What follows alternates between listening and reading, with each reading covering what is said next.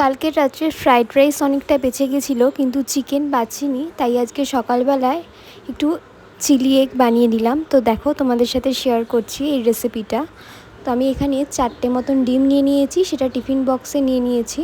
এবার ডিমগুলোর মধ্যে দিয়ে দেবো রোজকারের যে ডেলি বেসিক মশলাগুলো থাকে।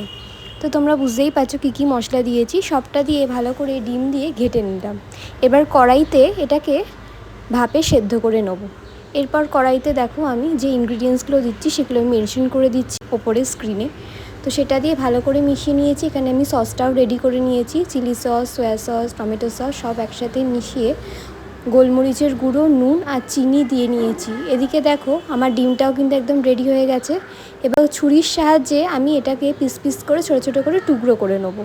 ছুরির সাহায্যে এবার ডিমগুলোকে আমি এরকম চৌকো চৌকো করে কেটে নিয়েছি আর কর্নফ্লাওয়ারের মধ্যে ডিপ করে নিয়ে ভেজেও নিয়েছি হালকা করে।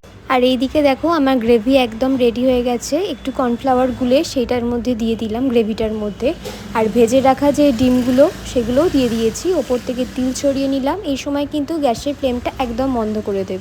তো রেডি হয়ে গেল কিন্তু চিলি এগ।